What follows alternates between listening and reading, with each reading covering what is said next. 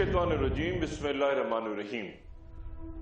गुज़री नशिस्त में ये जिक्र हो चुका कि हजरत ईसा अलैहिस्सलाम दमिश्क की जामिया मस्जिद उम्वी के सफेद मीनार पे तब दोबारा तशरीफ लाएंगे जब फजर की नमाज का वक्त होगा, और हजरत इमाम मेहदी की दरख्वास्त के बावजूद इमामत से इनकार कर देंगे। नज़ूर ईसा अलैहिस्सलाम यहूदियों के उस नजरिए की तरदीद होगा कि उन्होंने हजरत ईसा अलैहिस्सलाम को कत्ल कर दिया। और इमामत के इनकार के बारे में हजरत अल्लामा जोजी रहमतुल्लाह अलैह फरमाते हैं कि अगर ईसा अलैहिस्सलाम आगे बढ़ के इमामत करें तो दिलों में इस बात का शक पैदा हो सकता है कि वो दोबारा पैगंबर की हैसियत से तशरीफ लाए या नई शरीयत के साथ सामने आए हैं। इसलिए इमाम मेहदी के पीछे मुक्तदी की हैसियत से नमाज पढ़ना जरूरी है, चूंकि रसूल अल्लाह सल्लल्लाहु अलैहि वसल्लम फरमा चुके हैं कि उनके बाद कोई नबी नहीं आएगा और कहीं ये हकीकत शक शुबे के गुबार से आलूदा न हो जाए। ईसा अलैहिस्सलाम की रसूल अल्लाह सल्लल्लाहु अलैहि वसल्लम से शब मेराज दूसरे आसमान पर मुलाकात हुई थी, जहां हजरत जिब्राइल अलैहिस्सलाम ने रसूल अल्लाह सल्लल्लाहु अलैहि वसल्लम से ईसा अलैहिस्सलाम का तारुफ यूं करवाया था। हदीस मेराज में है कि नबी करीम सल्लल्लाहु अलैहि वसल्लम ने फरमाया कि फिर हम दूसरे मेराज पे पहुंचे तो पूछा गया कौन है, जवाब मिला जिब्राइल। पूछा गया तुम्हारे साथ कौन है, उन्होंने कहा मोहम्मद सल्लल्लाहु अलैहि वसल्लम। पूछा गया क्या उन्हें बुलाया गया है, उन्होंने कहा हां। कहा गया मरहबा, आपकी तशरीफ आवरी कितनी बेहतरीन है। जब मैं यहां से फारिग हुआ तो अचानक ईसा अलैहिस्सलाम और याहिया अलैहिस्सलाम के पास आया तो जिब्राइल अलैहिस्सलाम ने बताया कि दोनों खालाजाद भाई हैं, इन दोनों को सलाम कीजिए। मैंने उन्हें सलाम किया, दोनों ने मेरे सलाम का जवाब दिया और फिर दोनों ने कहा मरहबा ए हमारे नेक भाई और नेक नबी, मरहबा।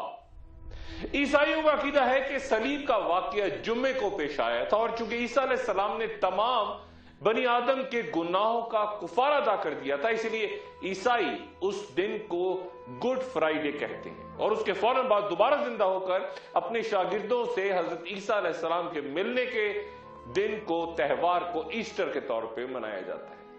रसूल अल्लाह सल्लल्लाहु अलैहि वसल्लम ने हजरत ईसा अलैहिस्सलाम के औसाफ बयान किए हैं ताकि लोगों के सामने आपका मामला वाज़ेह रहे और किसी को दोबारा उन्हें पहचानने में गलती ना हो, धोखा ना हो। हजरत ईसा अलैहिस्सलाम दरमियानी कामत के होंगे, ना बहुत तवील और ना बहुत छोटे कद के। उनका रंग सफेदी माइल होगा और सीना कुशादा, और अहम तरीन निशानी ईसा अलैहिस्सलाम की रसूल अल्लाह सल्लल्लाहु अलैहि वसल्लम ने यह बयान फरमाई कि जब वो मस्जिद के मीनार पे उतरेंगे तो उनके लंबे बालों से इस तरह पानी के कतरे टपक रहे होंगे जैसे अभी हमाम से नहा के बाहर आए हों। हजरत इमाम मेहदी और ईसा अलैहिस्सलाम का तज़किरा करने से पहले अभी जो मैंने शब मेराज और दूसरे आसमान पर हजरत ईसा अलैहिस्सलाम और हजरत याहिया अलैहिस्सलाम की मुलाकातों का जिक्र किया, तो दीगर आसमानों पर भी रसूल अल्लाह सल्लल्लाहु अलैहि वसल्लम की शब मेराज अंबिया से मुलाकातें हुई थी। तो सवाल ही पैदा होता है कि जिन पैगंबरों के दुनिया में मजार हैं, तो क्या आसमानों पर जिन पैगंबरों से मुलाकातें हुई थी उनमें से अक्सरियत की क्या वहां रूहें थी या वो जिंदा थे? और शब मेराज जिन्हें रसूल अल्लाह सल्लल्लाहु अलैहि वसल्लम ने अजाब से गुजरते देखा था, क्या वो जिंदा इंसान थे या रूहें? जब कोई शख्स कहता है कि उसकी रूह बड़ी बेचैन है, ना उसे चैन है ना करार है, या फिर अल्लाह ताला जब फरमाते हैं कि रूह अमर रब्बी है यानी रूह अल्लाह का हुक्म है, तो इसका क्या मतलब है? हजारों साल से इंसान इस सवाल का जवाब तलाश कर रहा है कि आखिर रूह क्या है। हम उसे अपने अंदर महसूस करते हैं, उसी की वजह से जीते हैं और उसे निकल जाने के बाद मर जाते हैं। और जब हमारा जिस्म अलग है और रूह अलग, तो फिर जिस्म के कमजोर होने से रूह क्यों निकल जाती है? बीमारी से, हादसे से, कत्ल होने पे ऐसे क्यों दगा दी जाती है जैसे उसे किसी पिंजरे में जबरदस्ती जिस्म में बंद करके रखा हुआ था, रोका हुआ था, कैद किया हुआ था, और जैसे ही पिंजरा टूटा तो रूह का पंछी फिर से उड़ गया। मेरा थका हुआ जख्मों से चूर बदन कब्र में कीड़ों की खुराक बन रहा हो और मेरी रूह मजे से परवास कर जाए, निकल जाए, ये क्या बात हुई? वो बच गई। जिंदा है तो मैं क्या हूं?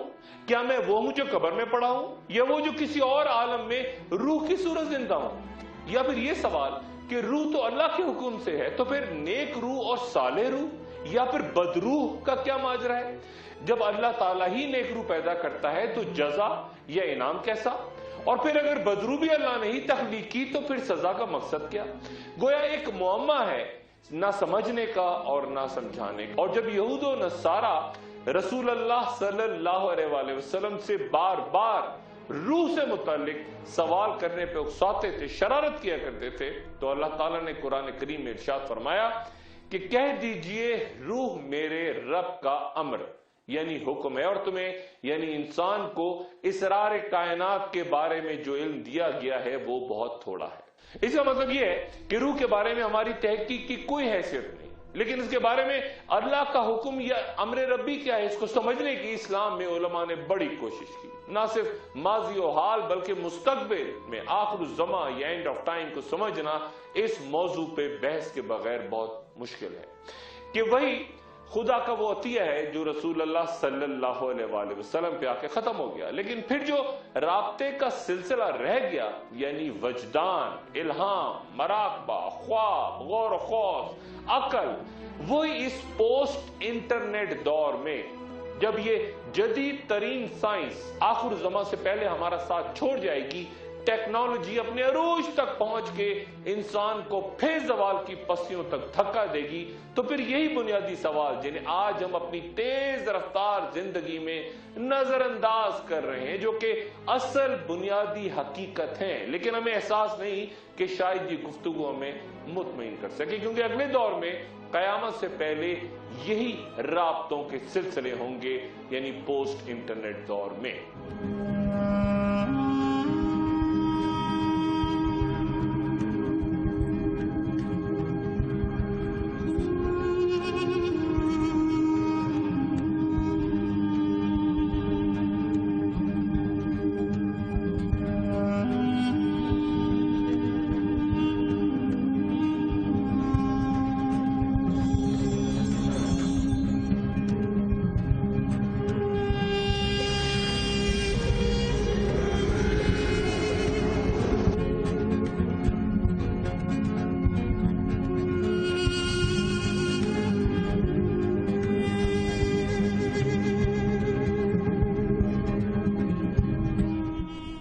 اس موضوع پہ تحقیق کے دوران میں نے امام غزالی رحمۃ اللہ علیہ کی احیاء علوم سے رجوع کیا، لیکن ان کی دلیل یہ ہے کہ یہ یعنی روح ان بھیدوں میں سے ہے جس کو ظاہر کرنا جائز نہیں، لیکن کتاب کے اختتام میں موت پر ایک الگ باب کے طور پہ امام غزالی تحریر کرتے ہیں اور قبر کے عنوان سے کہتے ہیں کہ شاید تمہارے ذہن میں آئے کہ ہم نے کئی کافروں کی قبریں کھلی دیکھی ہیں، ہمیں تو سانپ، بچھو یا کوئی عذاب ہوتا نظر نہیں آیا، کیسے عذاب قبر میں یقین کریں؟ امام غزالی 3 ممکنہ وجوہات بیان کرتے ہیں۔ پہلی جو زیادہ قابل فہم نظر آتی ہے کہ در حقیقت کافر کی قبر میں سانپ اور بچھو تو ہوتے ہیں، وہ کاٹتے ہیں لیکن نظر نہیں آتے۔ یہ عالم ملکوت کے وہ واقعات ہیں جو دیکھے نہیں جا سکتے۔ عالم ملکوت پہ بھی بعد میں بات کروں گا۔ دوسری ممکنہ وجہ یہ کہ اس کو خواب کے انداز میں دیکھا جائے، جس طرح خواب میں انسان دیکھتا ہے کہ اسے کوئی جانور کاٹتا ہے، کاٹنے کی تکلیف محسوس ہوتی ہے، انسان روتا بھی ہے، چلاتا بھی ہے، لیکن بستر پہ آرام سے سویا پڑا ہوتا ہے۔ اسی طرح قبر کا عذاب ہوگا جو مردے کو محسوس ہوتا رہے گا لیکن دوسروں کو خبر نہیں ہوگی، نظر نہیں آئے گا۔ تیسرا امکان امام غزالی رحمۃ اللہ علیہ یہ بیان کرتے ہیں کہ مرنے کے بعد انسان کو جو روحانی تکالیف ہوں گی انہیں سانپ یا بچھو کے کاٹنے سے تشبیہ دی جا سکتی ہے۔ قرآن شریف روح کے بارے میں مزید بیان کرتا ہے، یہ بات بھی سمجھنا ضروری ہے۔ وہ اللہ ہی ہے جو موت کے وقت روح قبض کرتا ہے، اور جو ابھی نہیں مرا ہے اس کی روح نیند میں قبض کر لیتا ہے، اور پھر جس پر وہ موت کا فیصلہ نافذ کرتا ہے اس سے روک لیتا ہے، اور دوسروں کی روحیں ایک وقت مقررہ کے لیے واپس بھیج دیتا ہے۔ اس آیت پہ غور فرمائیں تو پتہ چلتا ہے کہ روح کو وصول کیا جاتا ہے، ایک کو روک لیا جاتا ہے، اسے چھوڑ دیا جاتا ہے اور بھیجا جاتا ہے۔ اس آیت سے واضح ہوتا ہے کہ روح کا اس ظاہری جسم کے علاوہ بھی ایک جسم ہے اور ایک الگ مستقل وجود بھی ہے روح کا۔ پھر اللہ تعالیٰ فرماتے ہیں کہ کاش تم ان ظالم مشرک لوگوں کو اس وقت دیکھو جب وہ موت کی سختیوں میں مبتلا ہوں اور فرشتے ان کی طرف عذاب کے لیے بڑھ رہے ہوں کہ نکالو اپنی جانیں، آج تم کو ذلت کے عذاب کی سزا دی جائے گی۔ اس لیے कि तुम खुदा पे झूठ बोला करते थे, उसकी आयतों से सरकशी करते थे, और जैसा कि हमने तुमको पहली दफा पैदा किया, आज अकेले अकेले हमारे पास आए। इस आयत में रूह से मुतल्लिक 4 बातें बिल्कुल वाज़ेह होती हैं। एक ये कि फरिश्ते रूह को पकड़ने के लिए हाथ फैलाते हैं, दूसरी ये कि रूह के निकालने और निकलने की वजाहत है, और तीसरी ये कि काफिरों की रूह मौत के वक्त अजाब में होती है, और चौथी बात ये कि रूह अपने रब की तरफ जाती है। गोया ये तमाम सफात एक जिस्म में ही हो सकती हैं जो इंसान के मादी जिस्म के अलावा हो। फिर एक और मकाम पे अल्लाह ताला रूह के बारे में मजीद फरमाते हैं, और वही है जो तुम्हारी रूह कब्ज कर लेता है रात को, और वो जानता है कि जो कुछ तुम दिन में कर चुके हो ताकि उसकी मयाद पूरी हो सके। फिर उसी जानिब तुम्हें लौट जाना है, फिर तुमको बता देगा जो तुम कुछ कर रहे हो, और अपने बंदों पर उसी का हुक्म गालिब है, और वही तुम पे निगहबां भेजता है, यहां तक कि जब तुम में से किसी को मौत आती है तो हमारे फरिश्ते उसकी रूह कब्ज कर लेते हैं और वो कोताही नहीं करते। यहां पे 3 चीजों का रूह के बारे में बयान है। एक तो ये कि रूह रात को नींद के वक्त कब्ज कर ली जाती है, निकाल ली जाती है, और फिर दिन के वक्त जब नींद ना हो तो रूह जिस्म में लौट आती है। तीसरी बात यह कि मौत के वक्त फरिश्ते रूह को कब्ज करके ले जाते हैं। एक और मकाम पे अल्लाह ताला रूह के बारे में यूं इरशाद फरमाते हैं कि ए इत्मीनान पाने वाली रूह, अपने रब की तरफ लौट चल, तू उससे राजी हो, वो तुझसे राजी हो, तू मेरे मुमताज बंदों में शामिल हो जा और मेरी बहिश्त में दाखिल हो जा। यहां 3 नुकात पे गौर फरमाइए कि रूह एक ऐसा वजूद है जो वापस जाता है, दाखिल होता है, राजी भी होता है, गोया एक अलग मुस्तकिल वजूद है। और सही हदीस के मुताबिक जो कुछ इस आयत में कहा गया, तू अपने रब की तरफ लौट जा, ये बात फरिश्ता मौत के वक्त कहेगा। हजरत उमारा बिन हुज़ैमा रज़ी अल्लाह तआला अन्हु से रवायत है, वो फरमाते हैं कि मेरे वालिद ने ख्वाब में देखा कि वो रसूलुल्लाह सल्लल्लाहु अलैहि वसल्लम की पेशानी मुबारक पे सजदा कर रहे हैं। इस ख्वाब के बारे में मैंने रसूलुल्लाह सल्लल्लाहु अलैहि वसल्लम की खिदमत में अर्ज की तो आप सल्लल्लाहु अलैहि वसल्लम ने फरमाया, यानी रूहें नींद में एक दूसरे से मुलाकात करती हैं। हजरत तलहा बिन उबैद रज़ी अल्लाह तआला अन्हु ने रसूलुल्लाह सल्लल्लाहु अलैहि वसल्लम को अपना वाकया सुनाया कि वे आबादी से दूर अपने माल के सिलसिले में गया और रात हजरत अब्दुल्ला बिन उमरू बिन हराम रज़ी अल्लाह तआला अन्हु की कब्र के पास गुजारी तो कब्र से ऐसी हसीन किरत सुनी कि उससे ज्यादा हसीन किरत मैंने कभी नहीं सुनी थी। तो आप सल्लल्लाहु अलैहि वसल्लम ने फरमाया कि जिसकी आवाज में तलावत तुमने सुनी वो अब्दुल्ला थे। क्या आपको मालूम नहीं कि अल्लाह ताला ने उनकी रूहें कब्ज करके उन कंदीलों में रखी हैं जिन्हें जन्नत के दरमियान लटका दिया गया है। चुनाचे जब रात होती है तो उनकी रूहें उनकी तरफ लौट जाती हैं। तुलू फजर तक रूहें शब भर उनके पास रहती हैं, यहां तक कि जब फजर तलू होती है तो रूहें अपने असल मकाम की तरफ लौट जाती हैं जहां पहले थी। एक वक्फा और वक्फे के बाद दोबारा हाजिर होता हूं। खुशामदीद। अहम तरीन बहस जो उलमा में रही वो ये कि क्या हमारे जिस्म की तरह रूह भी फानी है? जिस्म तो मर के दफन हो जाएगा लेकिन रूह जिस्म से परवाज कर जाती है, तो क्या रूह हमेशा जिंदा रहती है या वो भी जिस्म की तरह मर जाती है? और ये भी कि क्या जिस्म पहले पैदा हुआ और फिर उसमें रूह डाली गई, या रूह पहले से मौजूद थी जिसे जिस्म में फूंक दिया गया? इस्लामी तारीख में रूह से मुतल्लिक लातादाद उलमा के दरमियान बहस के नतीजे में कई गुमराह फिरकों ने भी जन्म लिया। मसलन कुरान शरीफ की ये आयत, और मैंने उसमें अपनी रूह फूंक दी, गुमराह कुन तशरी इस आयत की ये ली जाती है क्योंकि अल्लाह ताला ने कहा कि मैंने आदम में अपनी रूह फूंक दी थी, इसलिए रूह अल्लाह की जात का हिस्सा है, इसलिए हमेशा रहेगी, नाउजुबिल्लाह। मैं इस आयत को इस तरह से देखता हूं कि अल्लाह ताला जब किसी मखलूक को खुद से वाबस्ता करता है, जैसा कि अल्लाह की ऊंटनी, तो ये महज उसकी अहमियत और फजीलत का आगाज होता है। ये अल्लाह का घर है, यानी सब घर और ऊंटनियां अल्लाह की मखलूक हैं, लेकिन ये घर और ऊंटनियां अफजल और खास अजमत वाली हैं। इसी तरह जब अल्लाह ताला फरमाते हैं, और उस औरत का मामला जिसने अपनी अजमत की हिफाजत की थी, यानी हजरत मरियम, बस हमने उसमें अपनी रूह फूंक दी। एक और जगह बयान किया गया कि अल्लाह ताला ने मरियम की जानिब एक फरिश्ता भेजा जिसने उनमें रूह फूंक दी, जिसके बाद उन्हें हमल ठहरा।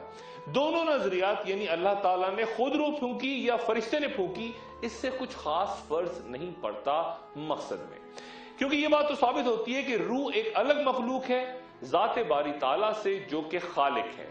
پھر چند علماء نے ایک دور میں یہ بحث بھی چھیڑی کہ جب مریم میں روح فرشتے کے ذریعے پھونکی گئی تو پھر دیگر انسانوں میں بھی تو فرشتہ روح پھونکتا ہے، تو پھر مریم کی کیا خصوصیت ہوئی اور عیسیٰ علیہ السلام کو روح اللہ کیوں کہا جاتا ہے؟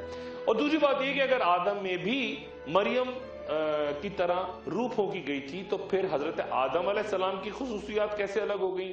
کیا یہ کوئی ناقابل فہم بات ہے؟ ہرگز نہیں۔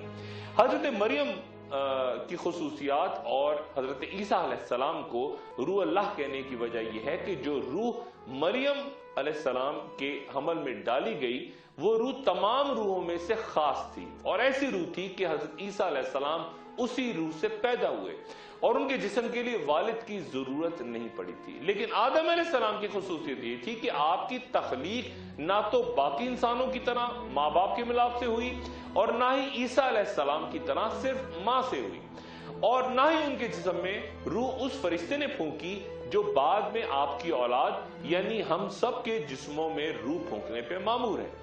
جہاں تک کہ یہ سوال کہ جسم پہلے پیدا ہوا یا روح پہلے پیدا ہوئی، جمہور علماء کا موقف یہ ہے کہ جسم پہلے پیدا ہوا، لیکن علامہ محمد نصر رحمۃ اللہ علیہ اور علامہ حزم رحمۃ اللہ علیہ نے دلائل دیے ہیں کہ روح پہلے پیدا ہوئی، اور وہ ایک دلیل اس آیت کی صورت سامنے لاتے ہیں، اور ہم نے تم کو پیدا کیا، پھر تمہاری شکل بنائی، اور پھر ہم نے فرشتوں سے کہا کہ آدم کو سجدہ کرو، تو سب نے سجدہ کیا لیکن ابلیس نے نہ کیا۔ اس آیت کی ترتیب ظاہر کرتی ہے کہ پہلے جسم پیدا کیا گیا، پھر اس کی شکل بنائی گئی، اور پھر روح کی تخلیق جو ہو چکی تھی اسے جسم میں پھونک دیا گیا۔ تخلیق آدم کی تفسیر جو قرآن شریف سے معلوم ہوتی ہے وہ یہ کہ اللہ تعالیٰ جب اپنی پسندیدہ اشیاء کی تخلیق سے فارغ ہو گئے اور عرش پہ جلوہ افروز ہوئے، ابلیس کو آسمان دنیا میں بادشاہ بنایا، اور اس سے پہلے ابلیس ان فرشتوں کی نگرانی کرتا تھا جنہیں جن کہا جاتا تھا، اسی لیے جن ان کو کہا جاتا ہے کہ وہ جنت والوں کے نگراں تھے۔ اس بات پہ بعد میں تفصیلاً گفتگو کروں گا، لیکن جب ابلیس نگراں تھا تو اس کے دل میں یہ بات آئی کہ مرتبہ اللہ تعالیٰ نے یقیناً اسے کسی خصوصیت کی وجہ سے دیا ہے، اور جیسے ہی ابلیس کے دل میں یہ تکبر آیا تو اللہ تعالیٰ کو اس کا علم ہو گیا، اور اللہ تعالیٰ نے فرشتوں سے کہا بے شک میں زمین میں خلیفہ بنانے والا ہوں۔ فرشتوں نے عرض کیا کہ خلیفہ کا کیا حال ہوگا اور وہ زمین پہ کیا کرے گا؟ اللہ تعالیٰ نے فرمایا میرے خلیفہ کی اولاد ہوگی جو زمین میں فساد کرے گی۔ تو فرشتوں نے عرض کی کیا تو نائب بناتا ہے ایسے شخص کو جو اس میں فساد پھیلائے گا اور خون بہائے گا؟ اللہ تعالیٰ نے فرمایا میں وہ جانتا ہوں جو تم نہیں جانتے۔ پھر اللہ تعالیٰ نے جبرائیل علیہ السلام کو زمین کی طرف بھیجا کہ زمین سے کچھ مٹی لے کے آئیں، تو زمین نے کہا میں پناہ مانگتی ہوں، مجھ سے اس مقصد کے لیے مٹی مت لے کے جانا۔ پھر اللہ تعالیٰ نے حضرت میکائیل علیہ السلام کو بھیجا، زمین نے ان سے بھی پناہ مانگی۔ پھر اللہ تعالیٰ نے موت کے فرشتے کو بھیجا، اور پھر موت کے فرشتے نے زمین کی التجا کو نظر انداز کرتے ہوئے مختلف جگہوں سے سرخ، سفید، سیاہ اور دیگر رنگوں کی مٹی لی۔ اسی لیے بنی آدم یعنی انسانوں کے رنگ مختلف ہیں۔ یہ مٹی لے کے موت کا فرشتہ اللہ کے پاس پہنچا تو اللہ نے فرشتوں سے کہا کہ میں بنانے والا ہوں انسان مٹی سے، تو جب میں اس کو درست کر لوں اور اس میں روح پھونک دوں تو تم گر پڑنا اس کے آگے سجدے میں۔ اللہ تعالیٰ نے آدم علیہ السلام کی تخلیق اپنے ہاتھ سے کی کہ ابلیس اس پہ اپنی بڑائی نہ جتائے، اور اگر بڑائی جتائے تو اللہ تعالیٰ کہیں کہ کیا اس پہ اپنی بڑائی جتاتا ہے جسے میں نے اپنے ہاتھ سے بنایا۔ پھر اللہ تعالیٰ نے اس مٹی کو انسان بنا دیا جو 40 سال تک خاکی صورت میں پڑا رہا۔ فرشتے اس خاکی جسم کے پاس سے گزرتے تو گھبرا جاتے، جبکہ ابلیس اس خاکی جسم کو جب ٹھوکرے لگاتا تو اس میں سے عجب طرح کی آواز آتی۔ یہ قرآن شریف میں یوں بیان ہوا ہے، پیدا کیا انسان کو بجتی ہوئی مٹی سے جو ٹھیکری جیسی تھی، اور پھر 40 سال بعد اللہ تعالیٰ نے اس جسم میں روح پیدا کرنے کا ارادہ فرمایا تو فرشتوں سے کہا کہ جب میں اس میں روح پھونکوں تو تم اسے سجدہ کرو۔ جب روح داخل ہوئی تو جسم نے چھینک ماری، جس پہ فرشتوں نے اس سے کہا کہ کہو الحمدللہ، اور پہلے انسان نے اپنے پہلے الفاظ یعنی الحمدللہ کہے، جس پہ اللہ تعالیٰ نے اس سے کہا کہ यरहमक अल्लाह, तेरा रब तुझ पर रहम करे। जब रूह पेट में पहुंची तो खाने की तलब हुई। पांव में रूह के पहुंचने से पहले ही हजरत आदम अलैहिस्सलाम जन्नत के फलों की तरफ तेजी से बढ़ने लगे। इस मरहले पे अल्लाह ताला का इरशाद मुबारक है, बना है इंसान जल्दी के लिए। हजरत आदम अलैहिस्सलाम की तख्लीक की तफसील से यही मालूम होता है कि रूह जिस्म के बाद तख्लीक हुई। अगर रूह पहले से मौजूद होती तो फरिश्तों को इंसान के जिस्म की तख्लीक पे हैरत ना होती और ना घबराहट होती, क्योंकि रूह के पहले से मौजूद होने पर यकीनन उन्हें इल्म होता कि एक और मखलूक वजूद पजीर होने को है जिसकी रूह यहां रखी गई है। गोया जमहूर उलमा का अकीदा यह है कि रूह जिस्म पैदा होने के बाद वजूद में आई। ये तस्करा भी करता चलूं कि क्या रूह को मौत आएगी, ये बहुत आम सवाल है, या सिर्फ बदन को आएगी। इसमें उलमा की एक जमात कहती है कि रूह को भी मौत आनी है, जैसा कि कहा गया कुल्लु नफ्सिन जायकतुल मौत, या फिर यह कि हर शय फना होने वाली है सवाए उस जात के। जबकि उलमा का दूसरा ग्रोह यह कहता है कि रूह पर मौत तारी नहीं होगी, सिर्फ जिस्म पर, बदन पर तारी होगी। और दलील वो ये देते हैं कि अगर रूह को भी मौत आ जाएगी तो फिर वो तमाम हदीस जो रूह का जन्नत या जहन्नुम में होना या फिर नेमतों या अजाब में होने का जिक्र है, उसकी वजाहत कैसे होगी। अगर रूह को ही मौत आ गई तो इनाम का हकदार होना या अजाब में गिरफ्तार होना, इसका बात का तो तस्वुर ही खत्म हो जाएगा। ना जिस्म होगा ना रूह, तो जन्नत या जहन्नुम में कौन होगा। फिर एक और आम तरीन आयत पर गौर फरमाइए, ए मोहम्मद सल्लल्लाहु अलैहि वसल्लम, जो अल्लाह की राह में मारे गए उन्हें मुर्दा ख्याल ना करना, बल्कि वो अपने रब के पास जिंदा हैं, उनको रोजी मिलती है। अल्लाह ने जो उनको अपने फजल से अनायत किया है उस पर बड़े मगन हैं, और जो उनके पीछे उनकी तरफ खुशियां मनाते हैं वो अभी उनमें शामिल नहीं हुए। ये आयात शहीदों के बारे में, जिनके बारे में कहा गया कि वो जिंदा हैं, उन्हें रिस्क दिया जाता है। यकीनन वो जिंदगी और रिस्क रूहों को ही दी जा रहा है, जिस्म पे तो मौत आ चुकी। किसी अगली नशिस्त में आलम बरज़ख, और इस सही हदीस पे भी बात करूंगा जहां रसूलुल्लाह सल्लल्लाहु अलैहि वसल्लम ने फरमाया कि अंबिया के जिस्मों को जमीन नहीं खाती। और आप सल्लल्लाहु अलैहि वसल्लम की मुलाकात शब मेराज आसमानों पर अंबिया से हुई थी, तो फिर हम सिर्फ ये क्यों कहते हैं कि हजरत ईसा अलैहिस्सलाम को जिंदा आसमान पर उठाया गया। बाकी अंबिया भी तो थे जिनसे मुलाकात हुई, लेकिन दोबारा तस्करा हजरत ईसा अलैहिस्सलाम के नजूल के बाद इमाम मेहदी की इमामत में नमाज का।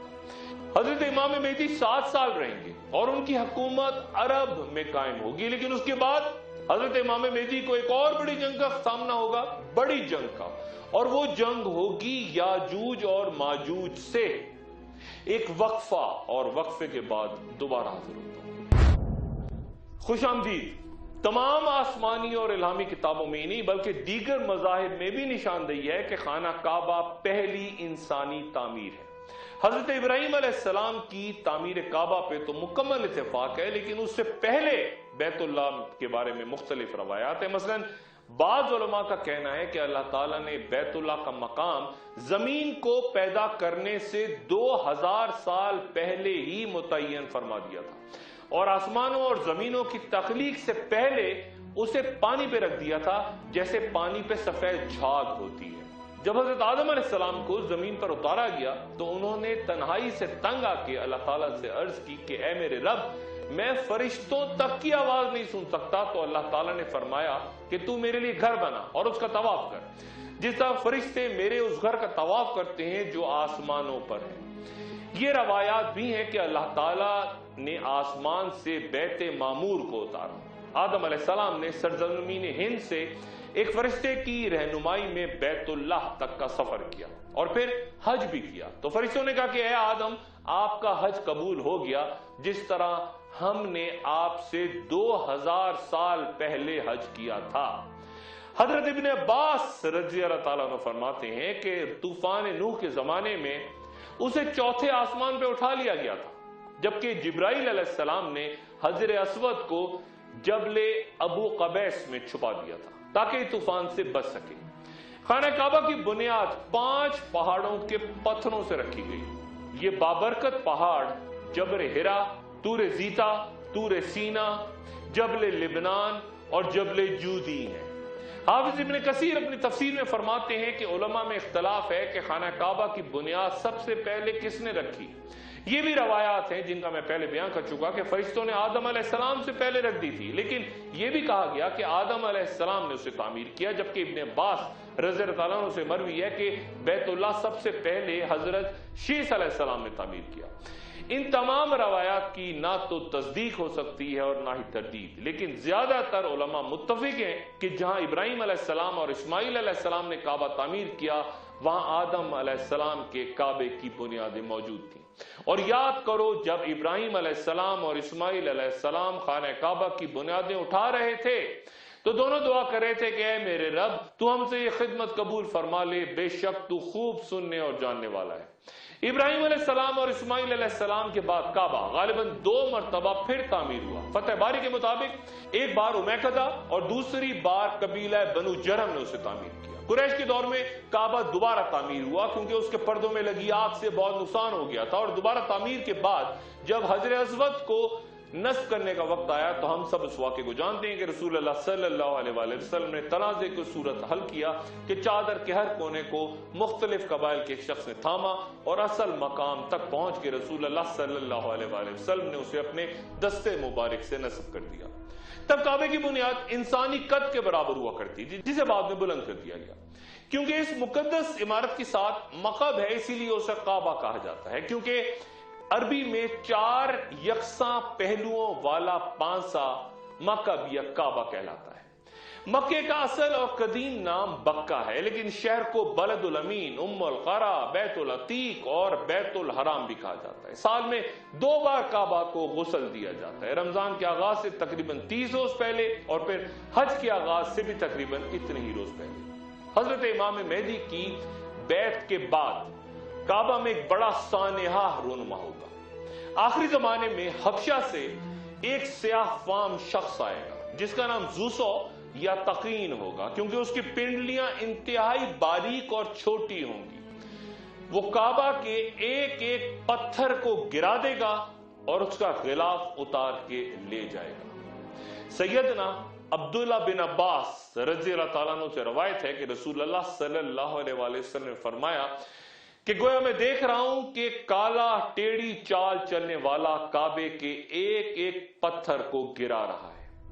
یہ بات درست کے حساب فیل کے زمانے میں اہل مکہ کفار تھے، لیکن وہ کعبے کی تعظیم کیا کرتے تھے، تب ہی ابراہ کے لشکر کو اس تک پہنچنے سے پہلے ہی تباہ کر دیا گیا تھا۔ لیکن جب یہاں کے رہنے والے ہی اس کا احترام نہیں کریں گے تو اللہ ان کی مدد روک دے گا۔ آخری زمانوں میں پیش آنے والے فتنوں میں سے ایک بڑا فتنہ یہ بھی ہے کہ کعبۃ اللہ پہ ایک ایسا وقت آئے گا جب حج اور عمرہ ختم ہو جائے گا۔ سیدنا ابو سعید خدری رضی اللہ تعالیٰ عنہ بیان فرماتے ہیں کہ رسول اللہ صلی اللہ علیہ وآلہ وسلم نے فرمایا کہ قیامت اس وقت تک قائم نہیں ہوگی یہاں تک کہ بیت اللہ کا حج ختم نہ ہو جائے، لیکن یہ المیہ بہت آخری دنوں میں ہوگا، اس لیے کہ یاجوج و ماجوج کے بعد بھی حج ہوتا رہے گا۔ حضرت ابو سعید خدری سے روایت ہے کہ رسول اللہ صلی اللہ علیہ وآلہ وسلم نے فرمایا کہ ضرور اس گھر کا حج بھی کیا جائے گا اور عمرہ بھی کیا جائے گا یاجوج و ماجوج کے نکلنے کے بعد بھی۔ اس حدیث سے مفہوم یہ بھی لیا جا سکتا ہے کہ ممکن ہے بڑی جنگوں کے دوران آخری دور میں حج رک جائے اور پھر دوبارہ شروع ہو جائے، اور پھر یہ کہ چند اقوام کو حج سے ہی روک دیا جائے یا پھر یہ حج ہمیشہ کے لیے ختم کر دیا جائے۔ واللہ عالم بالصواب۔ لبیک اللہم لبیک لبیک لا شریک لک لبیک ان الحمد والنعمت لک والملک لا شریک لک لبیک اللہم لبیک۔ حالت خواب میں انسان جو کچھ دیکھتا ہے اس کے کچھ معنی اور احکام ہوا کرتے ہیں۔ بعض خواب طلوع صبح کی طرح سچے اور بعض جھوٹے اور محض پریشان خیالی کے باعث ہمیں نظر آتے ہیں جن کی کوئی تعبیر یا مفہوم نہیں ہوتا۔ رسول اللہ صلی اللہ علیہ وآلہ وسلم نے خوابوں کے بارے میں کچھ ایسی خبریں دی ہیں جو آخر الزماں یا اینڈ آف ٹائم سے متعلق ہیں۔ یہ بات بھی ذہن میں رہے کہ سچے خواب کو نبوت کا 40واں حصہ بیان کیا گیا ہے۔ ام المومنین حضرت عائشہ صدیقہ رضی اللہ تعالیٰ عنہ سے روایت ہے کہ رسول اللہ صلی اللہ علیہ وآلہ وسلم نے فرمایا کہ میرے بعد نبوت سے کوئی چیز باقی نہ رہے گی سوائے مبشرات کے۔ صحابہ کرام نے عرض کیا کہ یا رسول اللہ صلی اللہ علیہ وآلہ وسلم یہ مبشرات سے کیا مراد ہے؟ تو آپ صلی اللہ علیہ وآلہ وسلم نے فرمایا وہ اچھا خواب جو ایک مومن دیکھتا ہے۔ خواب کا سچا اور اس کا مومن کے لیے بشارت ہونا آخری زمانوں کی ایک اہم علامت ہے۔ ایک مومن چونکہ عام لوگوں میں اجنبی ہوگا، اس لیے یہ سچے خواب اس کی تنہائی بھی دور کیا کریں گے اور رہنمائی کا فرض بھی سر انجام دیں گے آخر زمان میں۔ ایک اور حدیث یوں کہ رسول اللہ صلی اللہ علیہ وآلہ وسلم نے فرمایا کہ جب قیامت کا زمانہ قریب ہوگا تو مسلمانوں کا خواب کم ہی جھوٹا ہوگا۔ جس کا خواب سچا ہوگا وہ بعد میں بھی سچا ہوگا۔ خواب تین اقسام کا ہوتا ہے۔ ایک سچا خواب جو کہ اللہ کی طرف سے خوشخبری ہوتا ہے، دوسرا غمناک خواب جو شیطان کی طرف سے ہوتا ہے، اور تیسرا خواب جہاں انسان خود سے باتیں کرتا ہے۔ اگر تم میں سے کوئی ناپسندیدہ خواب دیکھے تو اسے چاہیے فوراً نماز پڑھے اور لوگوں سے اس کا تذکرہ نہ کرے۔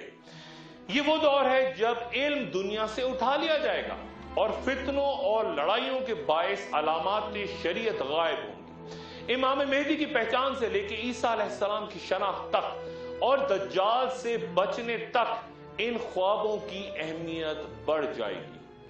اور یہ بات بھی کہ یاجوج و ماجوج سمیت دیگر مارکوں میں ہدایات کیسے حاصل ہوں گی؟ خوابوں سے یا کوئی اور رستہ ہوگا مسلمانوں اور مومنوں کے لیے؟ اگلی نشست میں انشاءاللہ پھر ملاقات ہوگی۔ اپنا دوستوں، رشتہ داروں، گرد و نواح کے لوگوں کا سب خیال رکھیے گا۔ اللہ حافظ۔